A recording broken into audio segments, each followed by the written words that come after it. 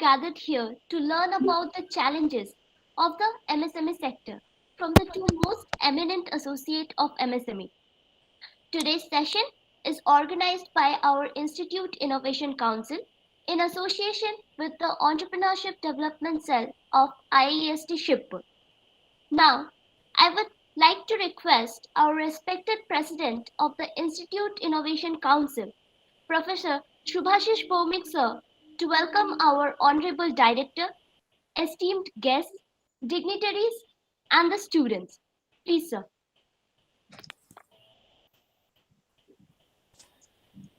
Honorable Director, IIST Shibpur, Professor Parthasarathi Chakraborty, eminent experts, Dr. Mau Sen and Mr. Sanjay Chatterjee, faculty members, and my dear students.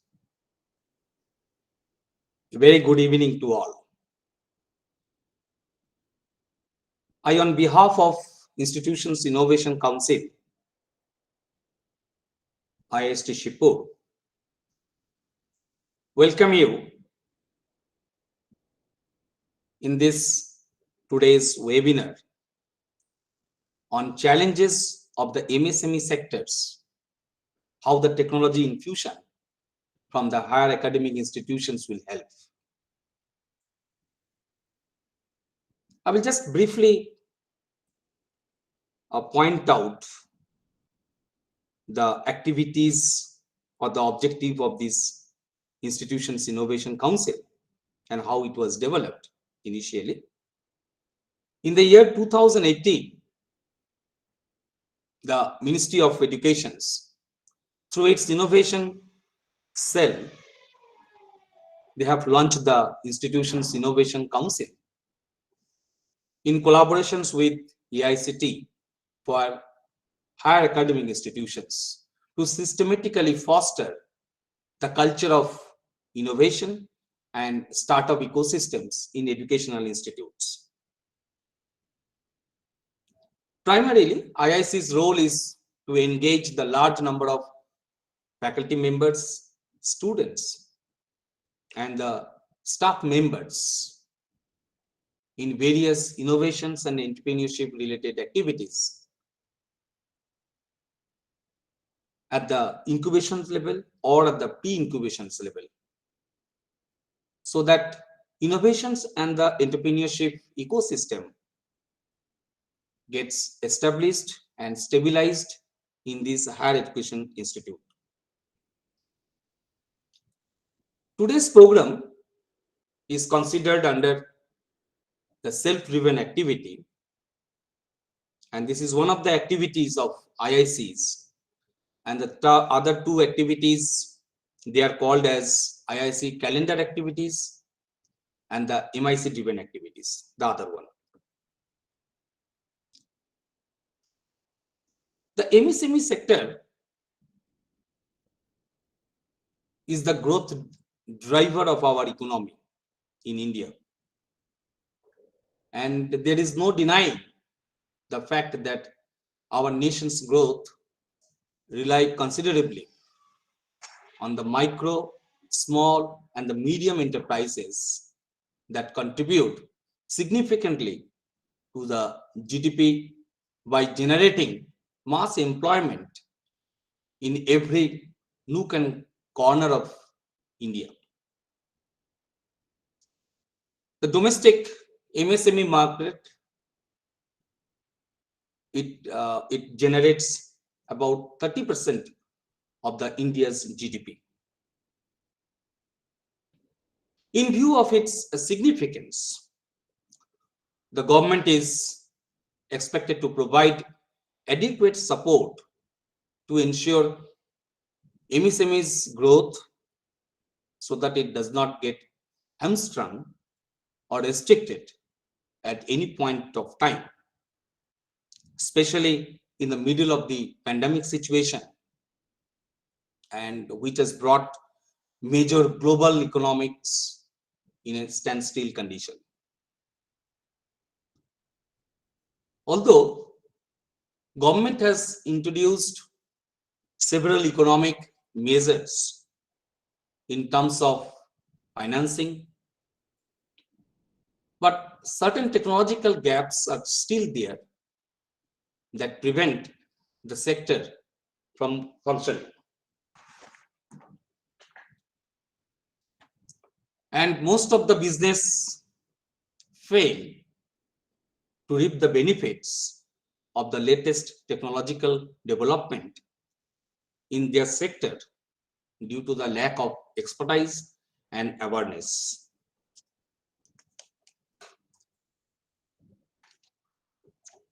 Hence, the MSME sector, they needs to be appraised of the technological development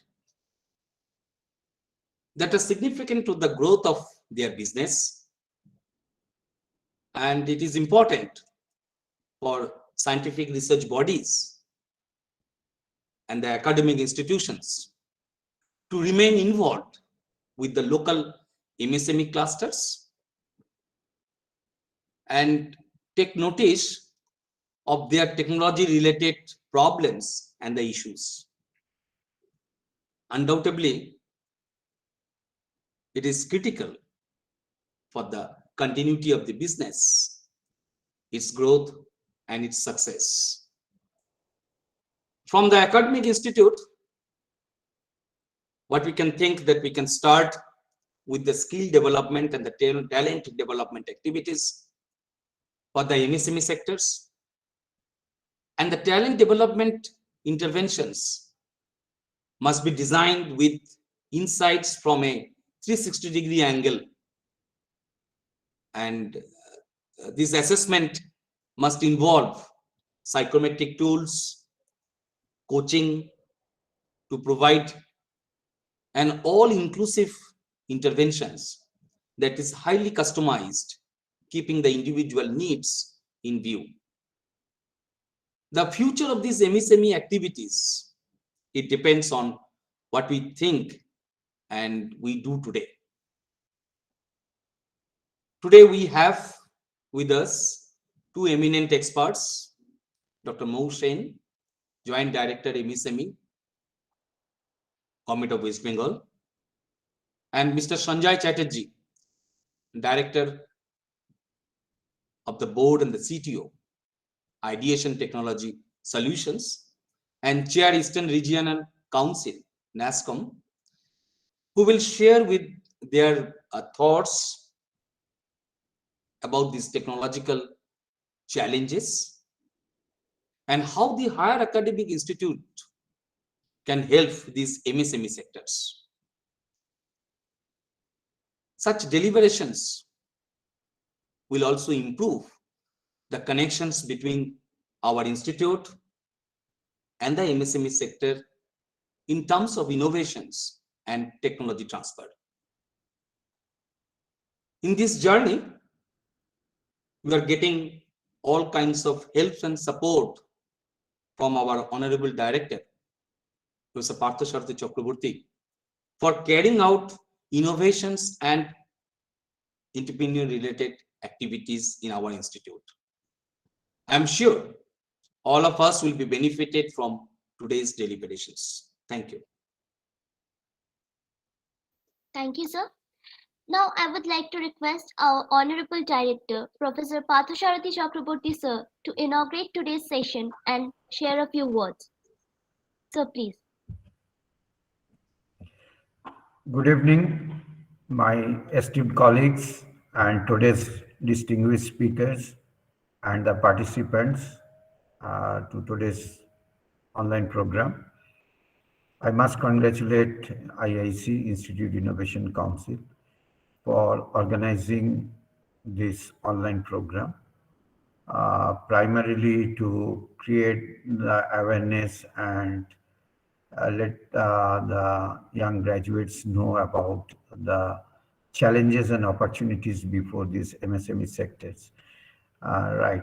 And so that way, it's really is the need of the hour that to make them aware of the situation. And few things I'll touch upon, which will be in a broader perspective, and need to be seen by all academic institutions, particularly higher education institutions. And as Professor Bhowmik has rightly said, that there has to be a complete ecosystem, right?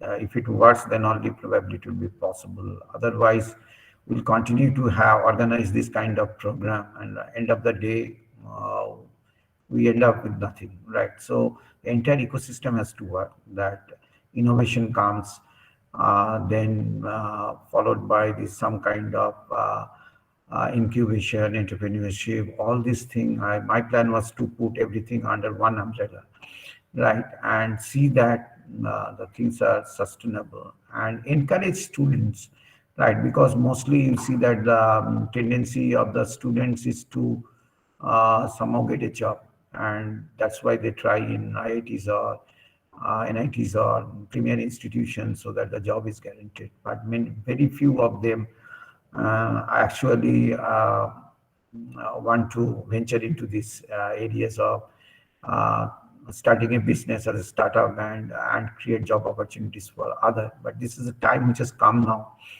and that trend has recently changed. And I find lot of IIT graduates who are in placed well placed, so far as job is concerned.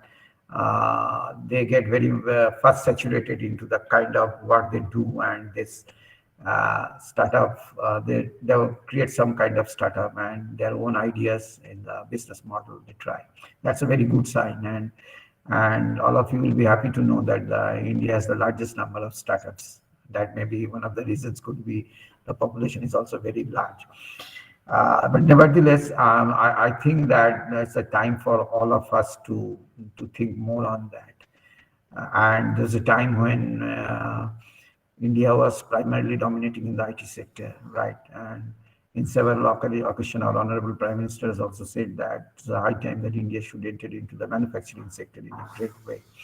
India has to be a leading player in the manufacturing sector also. And MSME plays a big role in that. And we are fortunate today to have two experts who will be speaking on the opportunities and challenges before this MSME. But not only so MSME, that what all kinds of challenges, why students are a little bit reluctant, graduates are reluctant to venture into this area, because as you know that in Stanford it's very very common in Stanford that the pass outs of Stanford, they have started this your startups, and your Silicon Valley, most of the people are actually graduates of Stanford University. So they have a culture and complete ecosystem. They have the legal support, the government support, all kinds of tax rebate, everything. And Silicon Valley has not been created in overnight or one day, right?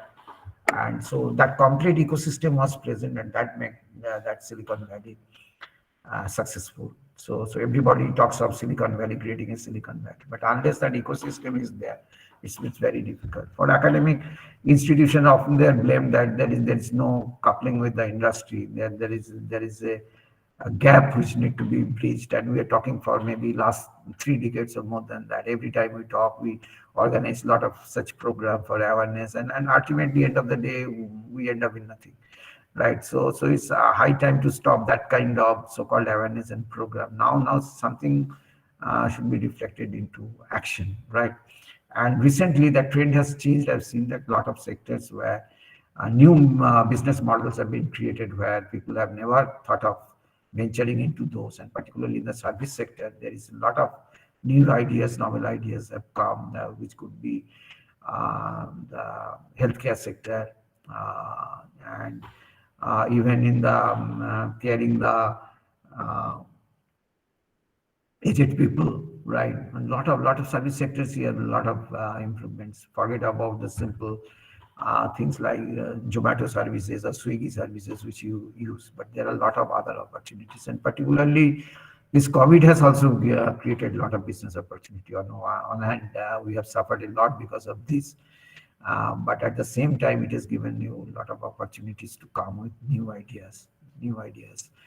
And contactless delivery system is a novel idea, where people are thinking that uh, how this COVID situation has taught us that what could be the risk in this kind of services and how to tackle with that. So far as the institutes are concerned, that they should come with innovative ideas. And innovation, as I've told in many occasions, that has to be disruptive in nature. Common kind of thing where many people are in the business and you come with that same idea and try to replicate it, there's a chance that you will not be successful. So for a successful business model, first you need to analyze the market and come up with a new idea, commercialize it, and then go for it will be a good idea. So complete training system should be there, and students, I think there should be some courses also on entrepreneurship, how to train the students, what are the risks involved there, what are the challenges they are going to face, and what are the opportunities are there. Enormous opportunities there, but there are a lot of difficulties and hurdles also. Right. But if you are successful, you can, if you can cross these hurdles once, then sky would be the limit. Right. And we have seen a lot of successful businesses which started in a very modest way, and finally they have reached to lots of examples which you find on the internet. So only thing is that you have to have some kind of a vision to understand the trend of the technology, the market trends, and analyze it, make a model. There is always risk in everything, so that amount of risk you'll have to take.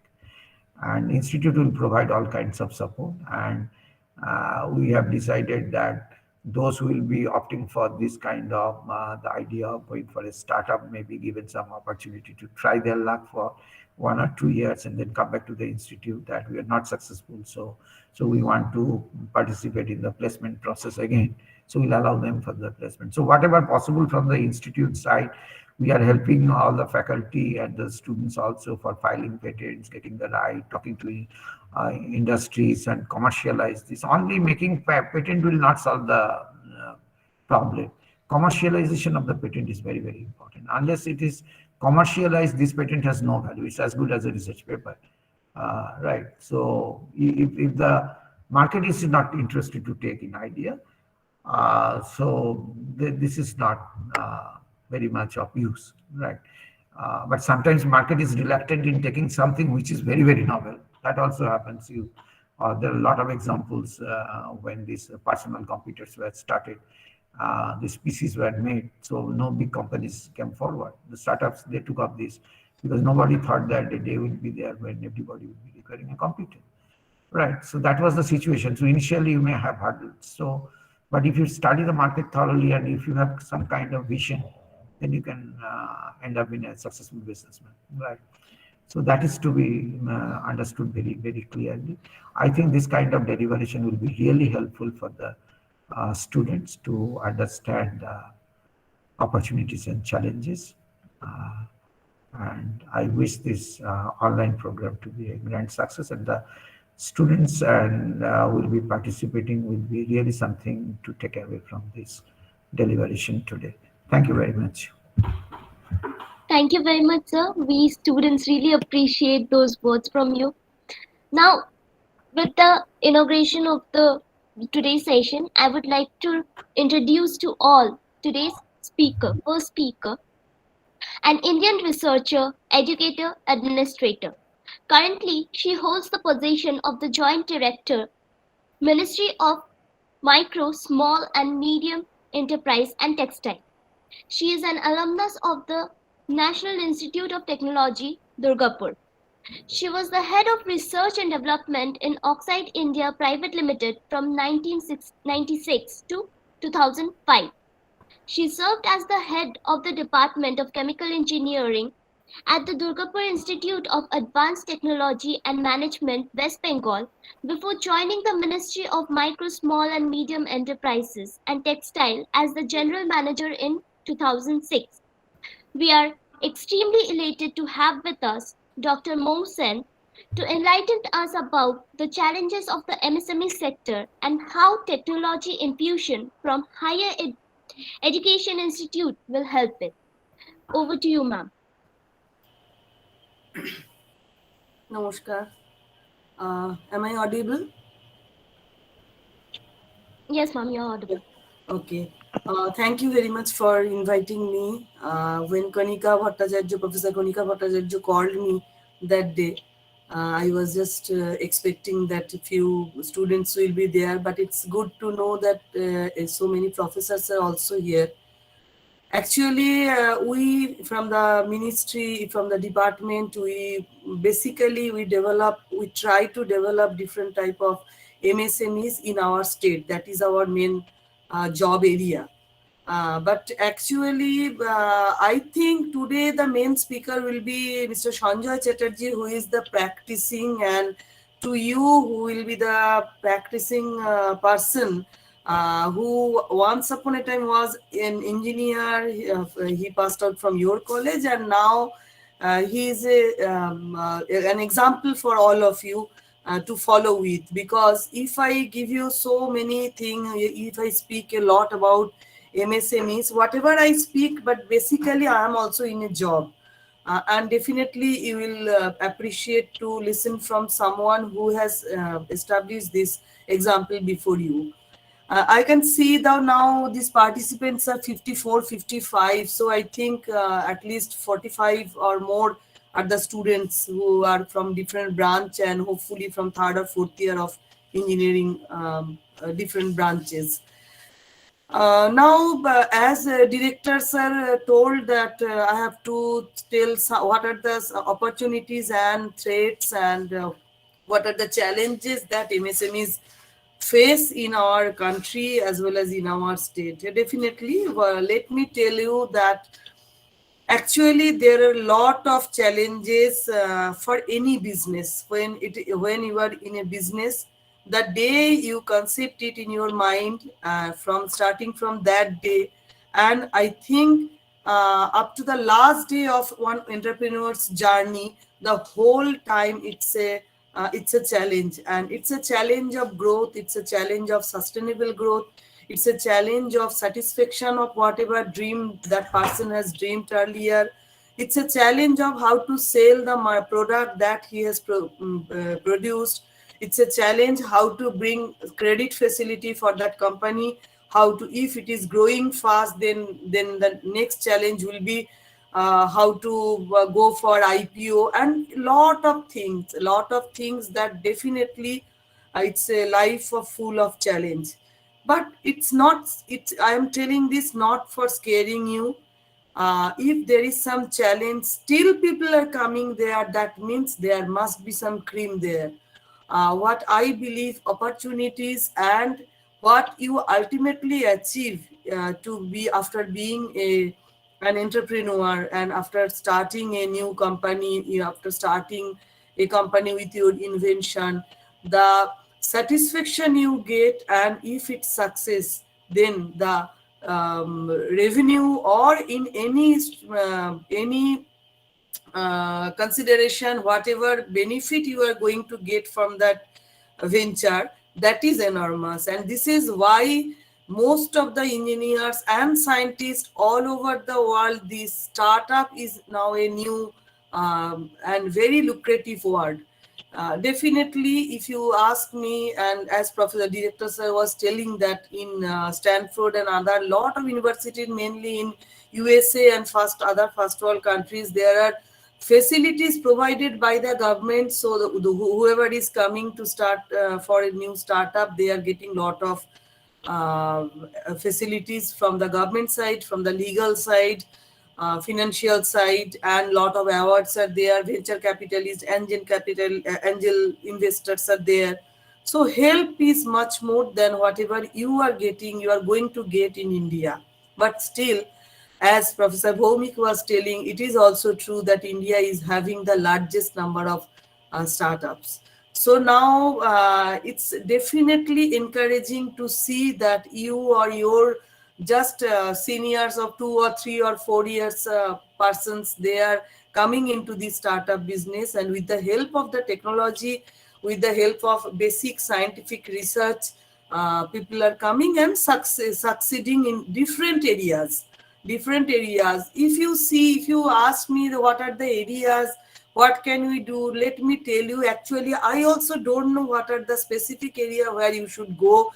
you should go do. But what I will tell that you should keep your eyes open to see what are there in other countries, in the first world countries, in the developed countries, in Japan, in Korea, in USA, in UK. Lord, if you just see the standard of living of the people there, what facilities they are getting. If we all are now watch lot of Netflix series. Wherever there is a problem, it's very known to everybody that they are dialing just 911, and it's showing in the film, in the series, that ambulance is coming within 10 minutes to with the help. So what is there in India? So these are the things where you have to see the minimum life standard that the other countries are getting, and where we lack, we are unable to provide that type of service to our citizen of our country. So those are the areas that you can definitely think of. See, 15 years back, could we thought about this Uber service? Could we think in Kolkata it is a horrible experience for all of us who stay in Kolkata to get a taxi if you want to, in a rainy day, if you want to go to a hospital. Earlier it was the situation, but now you sitting and taking your breakfast, you can book the Uber and you can get it within 10 minutes or 5 minutes, and you can reach your destination. It's not only the Uber system, it's not about the Zomato, it's not about the Swiggy, but it's the thing, the challenges the people or the citizen were facing. These entrepreneurs, they converted these challenges to the opportunities to the society, and how these startups are coming.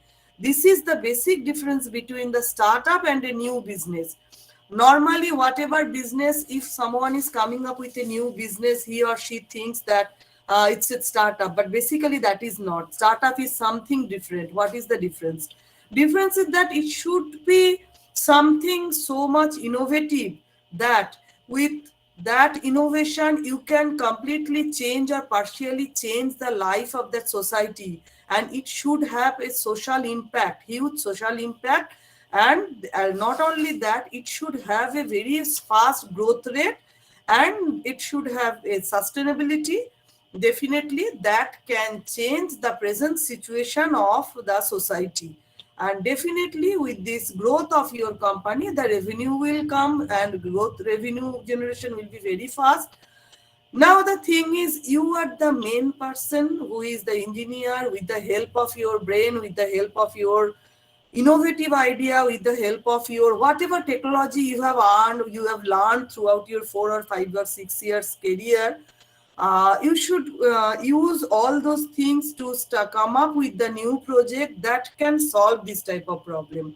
So if you tell me that, madam, what are the areas we can see for thinking, so it's not a single area. It's what I will say, that you just try to look at the problems of the society and try to find out what are the solutions that you can provide with your whatever small financial backup you have, but the technology and the innovation that you have. So this is, I think, all, and I am not lingering my speech much. Just to tell, because you know, we give whatever speeches expert eminence give.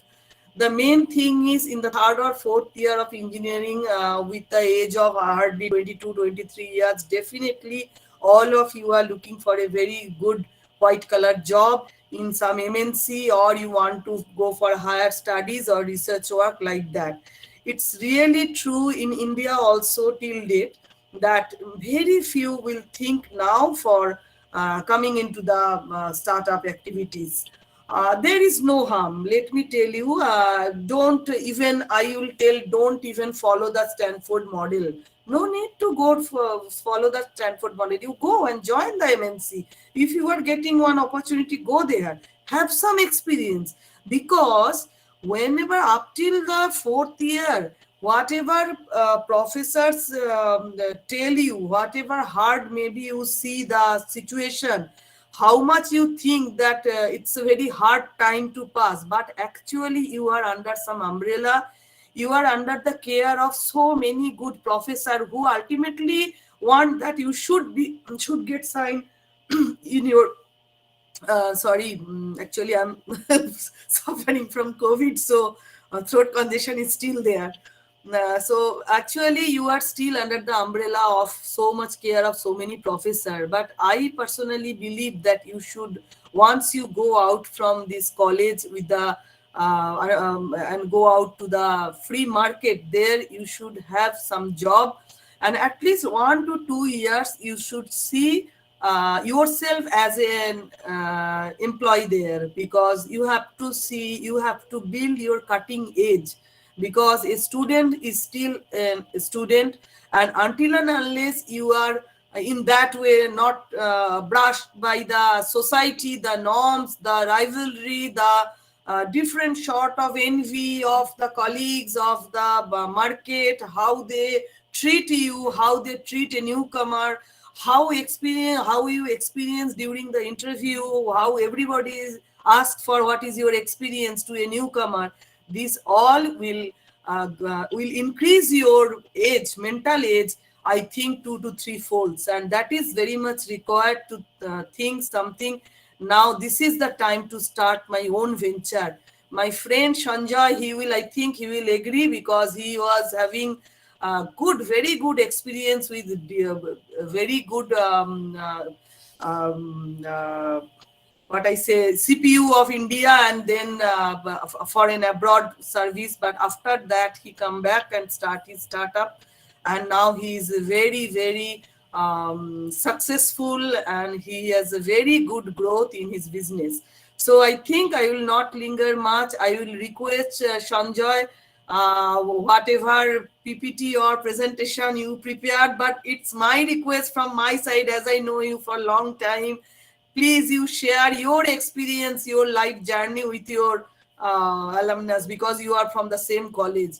So thank you very much for asking me to be present here. And if after Sanjay speaks, if there is any scope to ask any question, what government can help, because now if I go on continue telling what are the procedures, what are the license, statutory clearances, it's a bullshit. All I should not tell all those things at this stage. At this stage, what my belief is that you should be motivated, you should be determined what you are going to do in your entire life. It's the time to dream, and the next 2 3 years, it's the time to implement all whatever dream you have.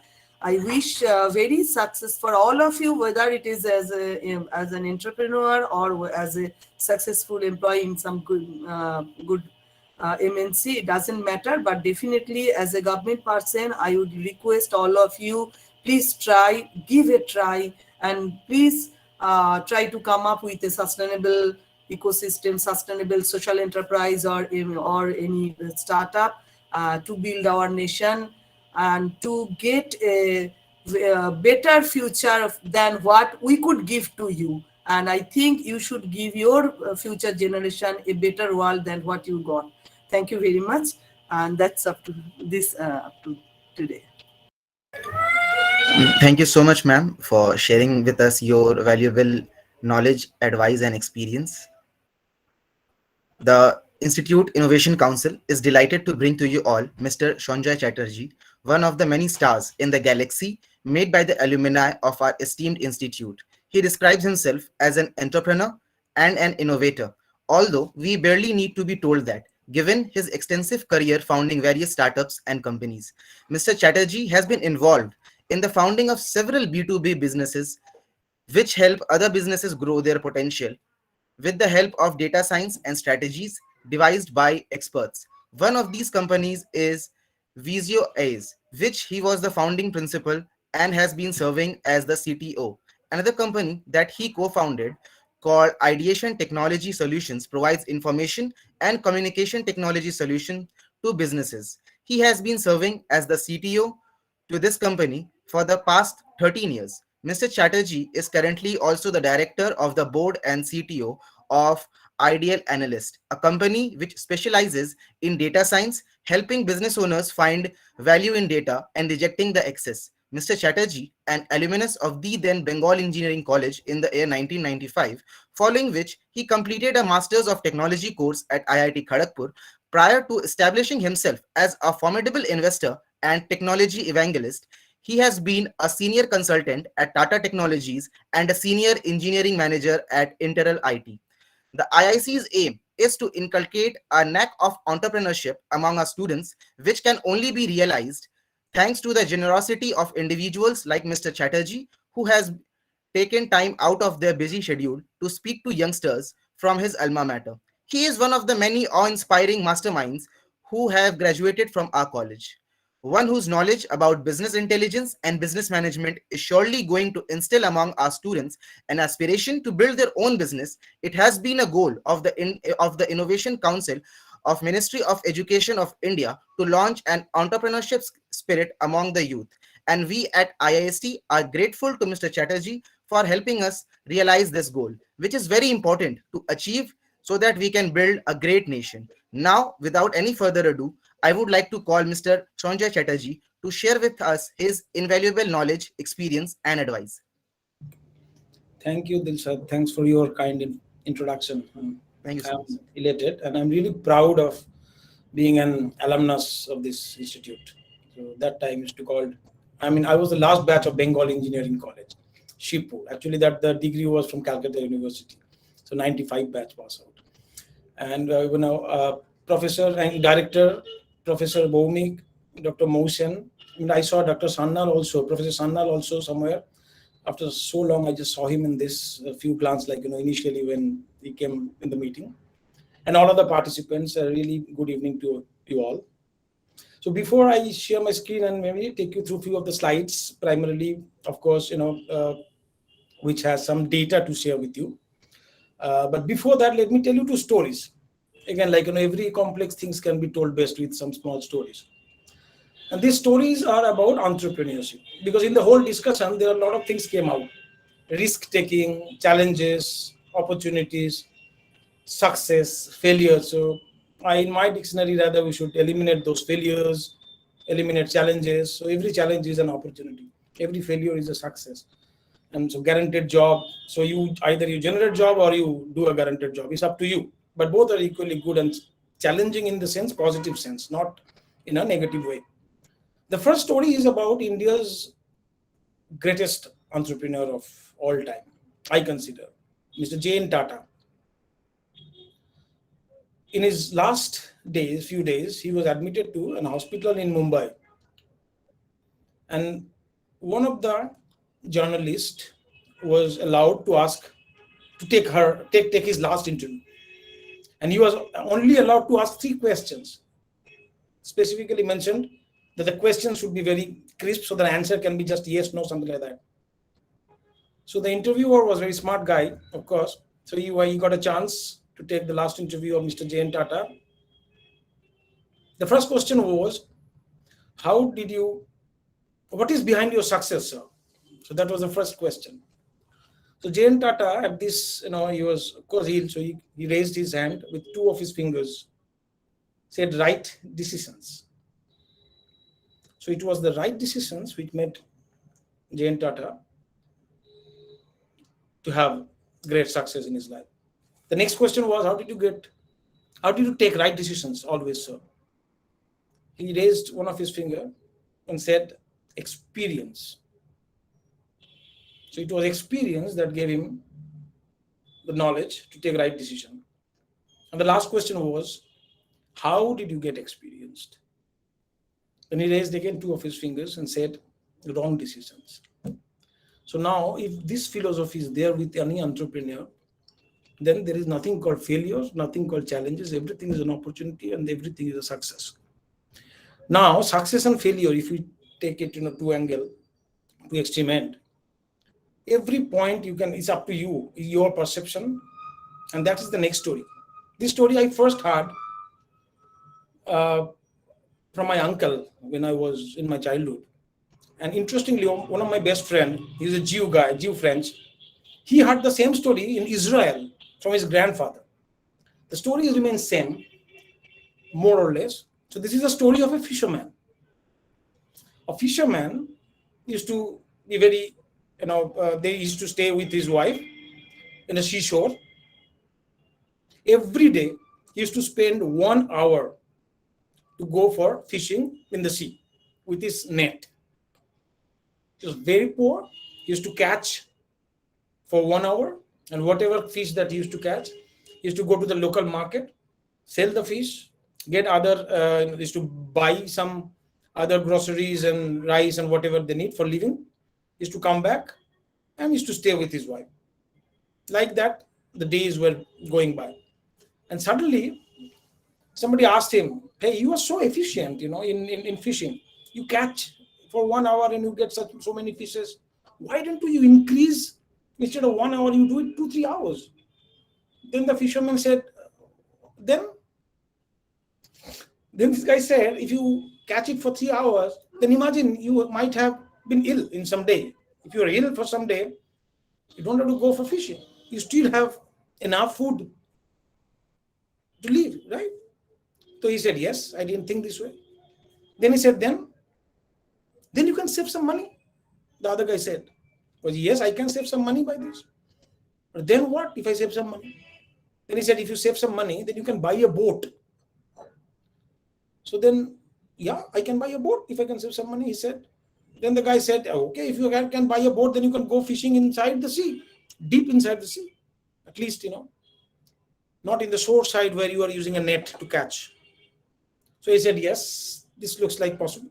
Then what next?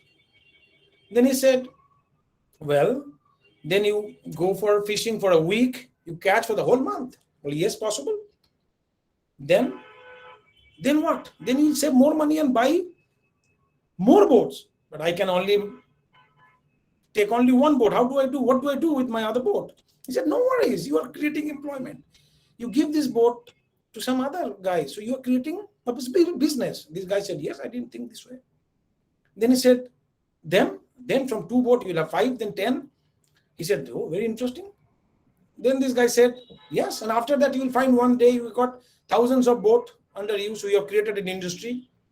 And end of the day, you will spend only 1 hour for your business because your team will do everything that you need, and you will spend rest of the time with your wife and spend only 1 hour for business. And the fisherman said, like, this is exactly what I'm doing now. So I'm spending 1 hour and living the rest of the time with my wife. Now, this is a circle. Every step in the circle is a success. Even the fisherman is a successful entrepreneur. Even the guy with 1,000 boat is also a successful entrepreneur. And it's up to you. What makes you feel good? What makes you to decide which step of this you will stop? And that's up to totally you. So you might choose for an entrepreneurship. You want to decide, like, I'll not open a service company with 5,000 people. I will do a company with 50 people. Yes, you are successful. So entrepreneurship and success failure, I think I wanted to share these 2 stories with you. And coming back to the main topic, of course, related to this entrepreneurship and how MSME can attract this entrepreneurship, because MSME is a sector which Dr. Mohsen knows better than many. She handles a lot of MSME companies, in Bengal, and Bengal being the second largest MSME companies are registered in Bengal, for your information. So if I may share my screen, I will take you through some of the data and some of the technology innovations that are being practiced in this area. Of course, these are not all, but yeah, just to give you some idea. So let me share my screen.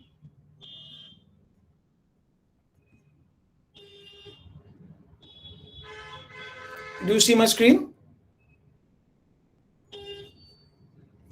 Yes, sir, it is visible. Okay.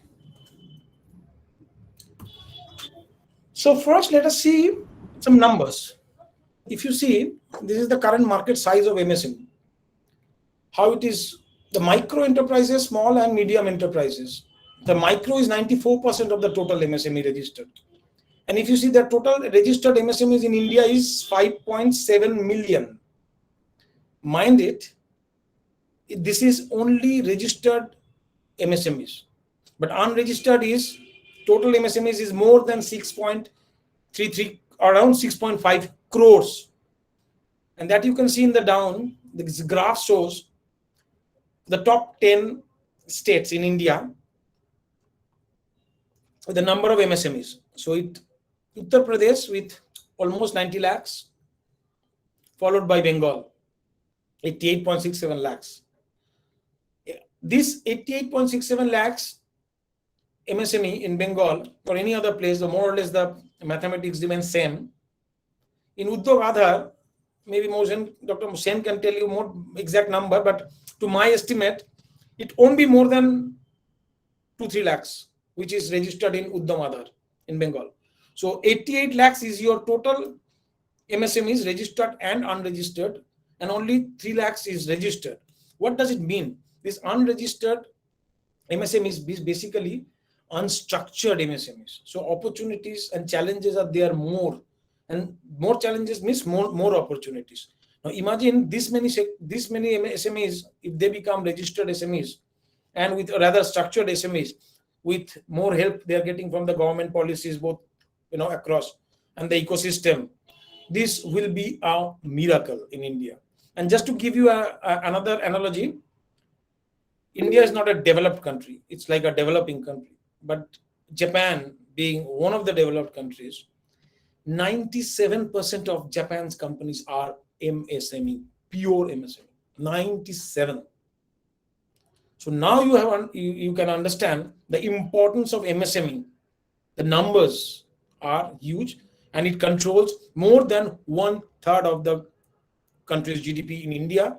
In Japan, it is more than 3/4 of the Japan's GDP. 3/4, 75% of Japan's GDP is controlled by MSMEs. This is a big number. Even in NASSCOM, the total in the IT sector, this is the same reflection. Around 85% of the whole NASSCOM members are MSME companies. Only 15%, even in these high-tech companies and even that area. So with this, if you see the distribution of MSME, this distribution is also very interesting. Manufacturing, services, and trade. As Professor Director was saying, like there are a lot of innovative technologies has come up in the service sector, which is really coming up. I just give you an example. Just 2 days back, I had a requirement for one of my friends. The guy he was about to buy a car, second-hand car. What we used to do in our days, we used to take a mechanic, local mechanic, and getting a mechanic, because there are so many models and all. And at times we used to do a self test drive and see how good is the car. And it is very difficult for a normal person to really do a proper estimation and all. And I just Googled it a bit. More than 10 companies I got. In Kolkata, every company has got a presence. They will take as low as 500 rupees, 500, 600 rupees. 4 hours they will do on-site on the checking of the car. They will have a 50-point, 100-point checklist. They will do a technical checkup end-to-end for the car, along with an estimation for the price. So this is unbelievable. There is no sector is kind of you will get service everywhere, which is unbelievable. It's not only as the director said, like Swiggy or Zomato. No, even just gone to every corner and everything that you can even think of. So let us see now the opportunities. Now this is the current state. Where are we going to go? Now this is the growth. This number is very scary. In 5 years, 25% compound annual growth rate year by year, which is, I don't know which industry will have this. No way. I mean, no other industry can have this sort of growth. And MSME is having this kind of a projection. And with a global opening up of e-commerce and supply chain, which is the most important factor for MSMEs to take their products and services domestic and globally, right, beyond boundaries, rather, I would say, is the main reason of this kind of an abnormal growth. Now let us see what are the technologies or rather digital influences. This is very interesting to this slide. If we go down the pyramid, or rather, let us start with the level 1. The majority, if you see, lot of businesses are coming in the connectivity and communication area. Huge. You look for anything, there will be an app. There will be an app for the smartphone or communication app, everything. So this is the biggest chunk of the distribution. The next chunk is in the transaction area, in the payment transaction area. And there is going to be a huge leap in this area. I'll just give you an example. If some of you are technical, of course, like all engineers, you should be. The main challenge in this transaction business, money from one end to another end through UPI or whatever way you can transfer money, the biggest challenge was security. And also the next challenge was privacy. This is very, very important. There is a concept called differential privacy, which is coming up. And all these things is going to have a huge change in next 5 years of time in this financial sector. To explain you very easily, imagine that Swiggy or a hyper logistics food delivery company like Swiggy is selling pizza, and Domino's is a pizza delivery company, or rather pizza supplier. Now Domino's would like to give advertisements to Swiggy users who loves to eat pizza. Correct? Now Domino's will ask Swiggy, hey, I will pay you, you give me data, anonymous data, de-identified data. You give me the data, and with this data, what will you do? With this data, I will be able to push personalized advertisements or targeted advertisements. Very interesting, novel idea. It is being done by every company. Now, Swiggy has given them the access to the data. Of course, de-identified. Again, I'm telling you. Now, this company, this pizza company, they have this data, and there is recently it has been found that there's a major security flaw in the whole ecosystem of this encryption business. With simple mathematical model, forget about AI ML, simple mathematical model, a query can be established on a de-identified data, and you can identify the person. Just a year back, US Senator's health data was leaked by a mathematician, woman mathematician, and that shaken the whole world. Now, why I'm giving this example, that all this area with the new digital influence, these are the disruptions will come up. And again, these are not challenges, these are new opportunities. Of course, challenges associated with it, and this is how the challenge has to be overcome. Now the solution has also come immediately within few months. What is the solution? Is the differential security or privacy, differential privacy. The same thing was used for the contact tracing. A very similar algorithms were used in the contact tracing, where two rivals, Google and Apple, they came together and did the algorithm for contact tracing, what you can find your Apple and iPhone when this COVID was there in the first and second wave.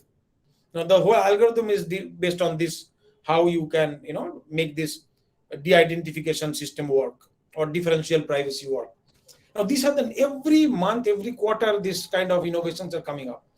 So this is the area I would request you to keep an eye. See, the blockchain was dead. A year back, the blockchain was dead almost. There's no commercial application. 5 years back, everybody was talking about blockchain. But now again, blockchain has come up for last 6 months for a different reason, because a lot of countries are accepting cryptocurrencies. This is a big area.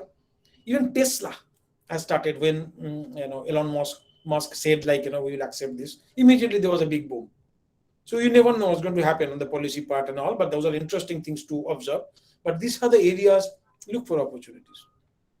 The next big area is, of course, which is digital outreach in one tag, or basically anything you do it with your social media. It might be online, business. It might be social media based, say, engagement, marketing, digital marketing, and all sorts of things. So this gives you where you want to have a cheap or easy or network way of discoverability in your business. So you have a business which is local. You want to give a discoverability to your business across the globe. Now, this is the way you can do this. And how you can do the productivity, that's the next level, the level 4 we call it, is by having opportunities in the ERP, CRM, accounting. These are a bit less opportunity, honestly speaking, current year, because almost all big global players are there in this area. CRM, Salesforce, Sage, there are almost SAP, ERP is in SAP. In accounting, there are QuickBooks and big other players. So it's a bit difficult, tight market. For startups, this top 3 is the best one. And the last one, very interesting. The last one, why it is very interesting, is where the technology sophistication comes in. RPA is robotic process automation. IoT is Internet of Things. Robotics, you all know. So what is RPA? RPA is nothing but, which was there, industry level 4.0, like it is associated with, it's not a new technology. Only they have named it, wrapped it, and with IoT, the things has become easier. So it's basically doing a process automation. In an industry, some manufacturing is happening. So how you can automate the whole process? How you can fetch in every step of the, maybe it a discrete manufacturing, be it a process manufacturing, be it anywhere. So in every step or every time, you are getting some data from sensors, and any anomaly you are predicting or capturing and taking action. So the whole thing becomes automated, including your feedback mechanism, including your operations, including maintenance, all going towards that kind of a sophistication. This is an area where you guys are who are interested in mostly on a hardware software based kind of a thing. That's like an area for them to explore. This is going to go great way, and this will land up in what we call a metaverse as well. So all these things, with clubbing together, we are heading towards an unified system, which is metaverse. So all these things will be as a service. Now that's what exactly the world is going towards. Now let us see the vertical wise distribution about this MSME. Retail includes e-retail, like what you have, this Amazon, Flipkart, or all this. So that's the largest, 22%. Manufacturing has got a huge scope. For example, this IoT or industry automation or RPA, huge scope is coming. And because of COVID, like all being online, the education sector, even travel sector has become a huge need of the hour. Like in travel, people are offering virtual reality based tourism. So you want to go somewhere, somebody will be there, say you want to go to Paris. So somebody will be there physically. He will wear some gadgets. So you can feel as if you are walking through with a VR headset. Actually, the guy is going there, real time, live. If you tell him to go left, right, like, the way if you look up, he'll also look up like that. So it's like your clone is walking there. So that kind of sophistication has come up. And then, of course, the players like logistics is another one. In MSME, the success of MSME, in every MSME, I would say, as everybody said, like, infrastructure, ecosystem.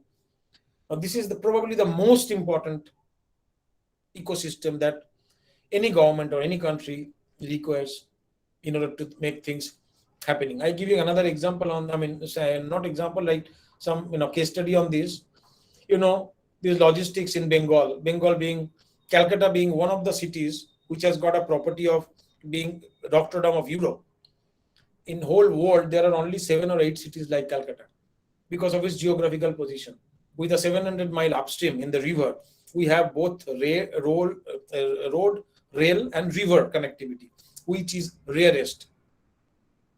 Now, with this, in our river Ganges, there are only 3% utilization for freight. If we can do a 30% utilization of freight and passenger and across as well as or longitudinal in the river direction, we will cross Mumbai's GDP in 10 years. So this is how the MSME, this will be only possible because this supply logistics improvement will boost up the MSME automatically because of the supply chain improvement. This is a very, very purely, currently Calcutta gives around 3.2% of the India's GDP, which is not less, by the way. But still, we can go, and Mumbai is around 9.8. We can cross Mumbai in 10 years. Now, this is just an example I gave, so that at least the logistics is being the backbone of SME or MSME in any state. The other areas, BFSI, as I already mentioned, is another sector which is coming up, and a lot of innovations are there, including cryptocurrency and all. ITES, it is like I would say IT services. Honestly speaking, if you take my opinion, IT services will be south. For a startup, doing IT service, which is the easiest thing to do, is not going to work. So either you have got a product or solutions like the startup example that I gave for mechanical. I mean, whatever way you do you solve some problem, those will stay. But a purely IT service, the way India so far, big companies became big, those are going to go south in next 10 years for sure. Only the big companies will remain, but now there will be all small companies. Really, they will provide some innovative solutions instead of just giving services to outside. It does not look a very promising thing because it doesn't add any value. So when it comes to the IT services, India made a lot of money, but honestly speaking, that is where India has the bad growth in terms of the knowledge. In India, there are a lot of big companies, and it is very sad to say, there's not a single product. It is unfortunate, and that's why now we have competitors from East Europe. They're much better in service, in like in Poland, in Armenia, in even in countries like Vietnam is coming so fast and so good. Indonesia, even in the South and North America, in South America, your Brazil, Argentina, they are picking up fast and their rates are much low. So if you're thinking of doing a normal IT service, doing some website, or doing some normal IT service business, think twice. And this market has been ruined by the ecosystem being only the dollar and India currency value, and these companies got bigger, but without any actual value addition. And this is a I don't mind saying this openly in public. And if if you see, like in China even has got their R&D, Microsoft R&D center, but have you seen any in India? No. Not a single product India could have produced so far. So if you are really thinking, but these days, for the last couple of years, India has produced and this has been produced by all the startups, not big companies. Now this is the opportunity. You see all the unicorns in last 5 years, they are not big companies. They became unicorn from small. And that's the positive thing. So you don't have to depend on the US money or the dollar currency exchange value to become big. India has got a huge domestic market itself, and with the right solution, you can go even other countries. Now that's the way the currently last 5 years the trend is, which is very good. So from service, if this trend continues, this is where India will really stand. So now this is basically being self-dependent. The startups in agriculture, you won't believe these days, they're picking up like anything. In last 2 years, most investment has happened in the agriculture business, maximum in the startup category I'm talking about, agri-tech, followed by your finance and healthcare. Now the last part, very quickly, I'll give you the ecosystem. of a generic supply chain of SME. Not all the SMEs that I mentioned. There will be some subset will be applicable of to some SMEs, some categories, but broadly considering that one third is a manufacturing and trading and service, this is one third categorization. So most of the thing, either it is your service or it is your product that you take it to the market. So it starts with demand. So demand means the buyer will have to get the demand. Now how you get the buyer? You get the through different partner or directly. So you generate demand. Either ATL, BTL marketing or market study and a combination of lead generation process. And in each of this, you can have startups. You can have a company which will generate leads automatically through LinkedIn connectors or social media connectors. This is just an example. Now, because of the time is already almost 7 o'clock, so I will make it a bit shorter. Now the idea is one by one, if you go to the steps of the MSME ecosystem supply chain, now here lies the MSME, where the source is there or the supply is there. Then it comes to the credit bureau. Then it comes to the CNF, the carriage and freight, like or third-party logistics company. Those are basically take the product from you and give it to the buyer. Now the steps are very simple. And how this MSME can leverage or the technology intervention in each of the step, you guys can come up with a startup idea is like this. For example, in the demand generation area, do some innovation. In the demand aggregation area, the next step, demand aggregation is what? Because in India, like there are small MSMEs. Can you do something by which the demands from anywhere across the globe can be accumulated and then distributed among 20 MSMEs? So this is supply aggregation as well as demand aggregation. This is the dream, but already some of the states has started doing it. In US, a lot of states and have started doing it. This is the best thing in Japan. This facility is provided by the government. China has, I would say, they have mastermind. They are mastermind in this already. So then it comes to the suppliers. Once the demand aggregation is done, then the suppliers write the proposal. Then in case of the small suppliers, you do the supply aggregation. So say somebody has ordered for 5,000 biscuits, packets of biscuits or whatever, some goods. Now maybe once small MSME is being so small, you might need to get that from 50 suppliers. So you onboard all of them. So 50 suppliers, you are accumulating their product and then supplying. And then comes the CNF agent, like the buyer, the logistics provider. And in between, the credit bureau plays a big role, because in order for the small MSME to manufacture or to provide service on this, they might require money. Now there are systems by which this credit bureau comes in. There are more than 500, not 500, maybe 50 quite successful borrower company, B2B I'm talking about, not B2C loan company in this area already in MSME sectors. Now with these banks have started only this area, they have realized like this is an area where they can make also good contribution. So they have started their MSME section within the bank.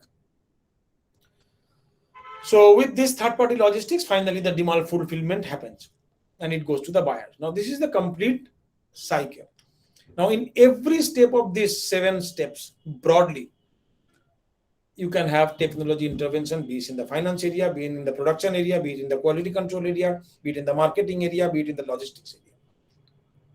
Now with this, I stop here. I don't know, I think I took a lot of time. Thank you very much, sir, for those words.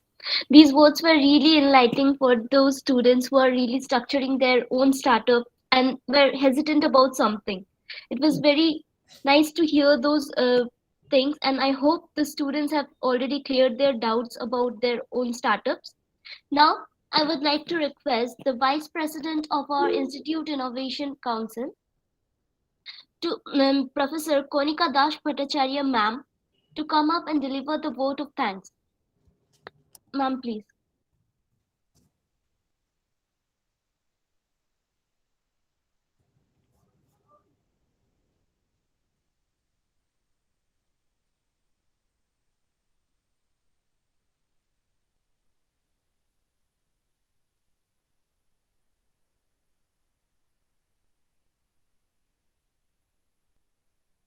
Monica, ma'am? You cannot hear me? Oh, No, ma'am, you are not okay, audible. okay. Now can you hear? Yes, you ma'am, hear now me? you're audible. Yes, ma'am. All right.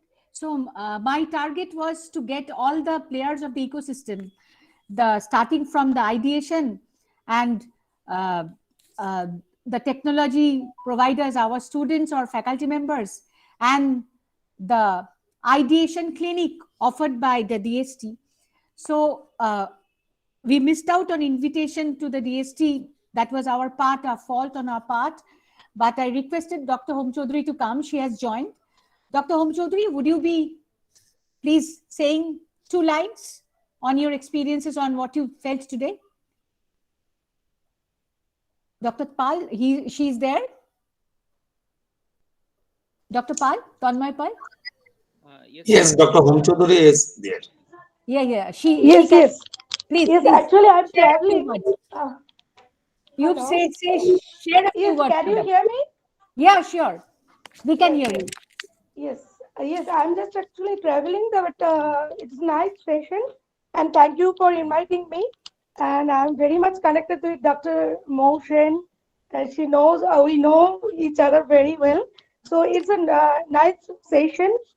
We have enjoyed it a lot. Hello. Okay. Yes. Yes, yes. Next time also, yes, yes. I want to mention that DST has started some ideation clinic in every last Friday of each month. All right. Hello. Okay, madam. Okay, if any student is interested, they can participate. We have a good number of experts there. They can also guide the students. It's a All nice right. session. Thank you. Thank you for nice deliberation. I am enjoying when I am traveling also. Thank All you. right, madam. Now, our another alumnus member, Mr. Amitabh Banerjee, could you share a few words? He is also an entrepreneur and he's belongs to the MSME sector. Amitabh? Thank you, Konika madam. Yeah. Actually, I got the invitation late, and I am privileged to attend the meeting. I apologize on No, behalf no, it's of the committee for such late Mhm. invitations. Okay. Mhm. Please carry on. So I was hearing the presentation made by Sanjay Chatterjee. It was a nice one. I also learned a lot from his presentation, and the way he has presented the whole spectrum where the innovations can take place in a 360-degree way, in a holistic manner. He has presented it. It was, I think, really nice for the students also, those who are seeing and dreaming or conceptualizing their startups in the days to come. Now the thing is that MSME is one of the cornerstones of the economy of our country. And as I was listening, and I also got some important valuable inputs that I was not aware that Japan is having 97% of their organizations as MSMEs, or 75% plus of their GDP as MSME contribution. So these are really interesting and encouraging facts. And I hope I won't linger my words, but I hope that this the beginning, if you say, in this Innovation Council meeting was a good one. I thank you, Dr. Shubhashish Bhomik, Dr. Konika Di, and others who are instrumental for making these endeavors, and hope our journey will be good enough and the students will really, they can definitely go for good jobs, but at the same time, a few of them definitely will think to be in the these startups and in their own entrepreneurship. Thank you all. Thanks. Okay. Professor Manoj Sharnal, a few words from you. Kunika, thank you very much. I'm just started driving back. So, but this was really a nice session. Hopefully, with the integration of IIC activities, TCGTBI, ED cell, and IPR cell, probably now we can leverage these kind of sessions, and we can be in touch with Mr. Chatterjee and Dr. Shane. Of course, Moa is always there with us. So this much from my side because I'm driving back. But it has really been a very nice session, particularly Dr. Mr. Sanjoy. He has been highly informative. That would be very useful. And one more information that very recently we have started, restoring our incubation center, and we would be needing help of all these people, all these resource persons, Dr. Shane and Mr. Chatterjee, and hopefully we would be connecting with them very shortly. But Dr. Jui Dotto is also there, who is heading this incubation center. If she wants, she can communicate. Thank you. Okay. Jui, would you like to say something? Yes, ma'am. Thanks for inviting me, and it was really a very informative session.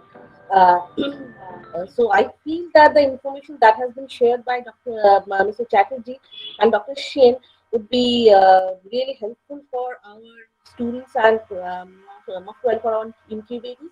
So these inputs can be taken forward, and as ma'am also suggested, Dr. Shane has suggested that we need to analyze the problems first from the society and bring a solutions so that the success potential can be increased from these entrepreneurial ventures. So I'll take this forward, and we'll be in touch with both these resource persons very soon, so that we can involve them in the incubation support network. So thank you very much, and it was really an informative session for all of us. Okay. Thank you. Okay, thank you. Now I will just open my plans for all the members who are present, even sir also.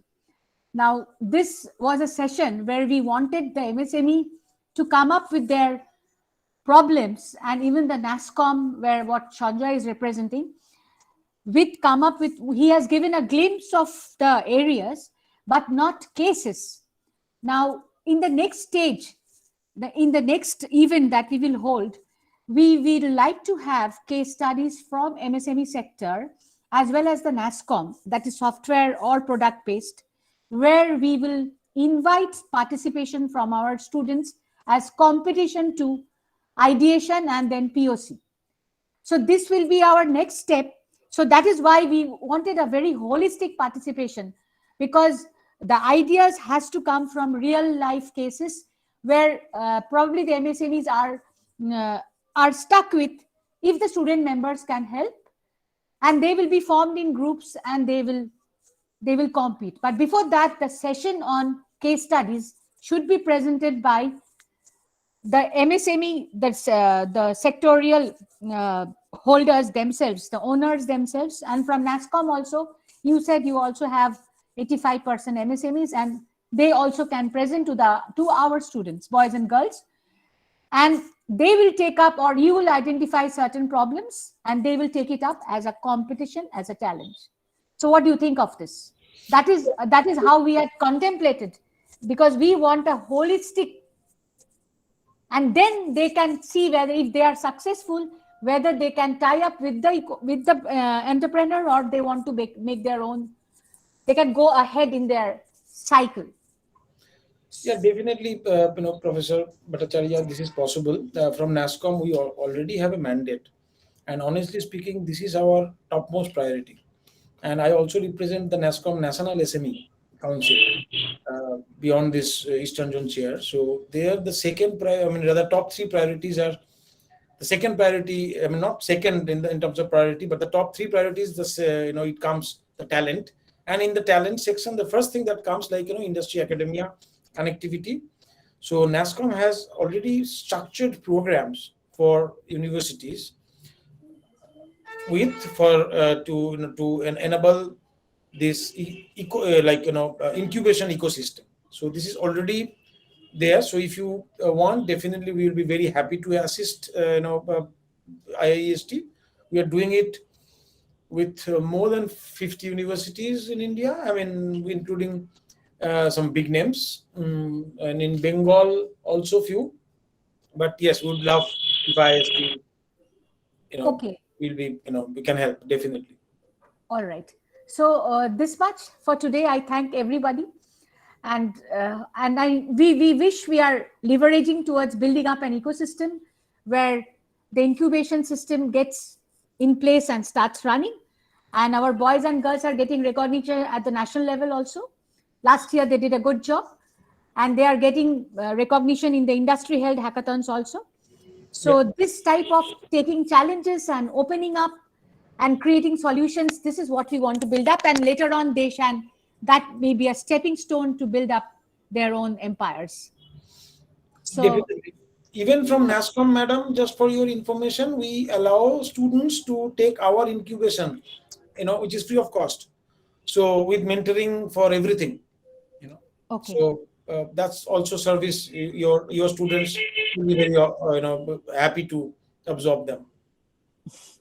Okay, we will get in touch with you. Sure. So, sir, thank you very much, Professor Chakraborty, for being present with us throughout the meeting. Thank you, Professor Bhomik. Thank you, Dr. Pal, our team members from the IIC, and our students and our guests. This is from my side. Okay. All right, then. We leave today. Thank you. Thank you. Thank you. Good night.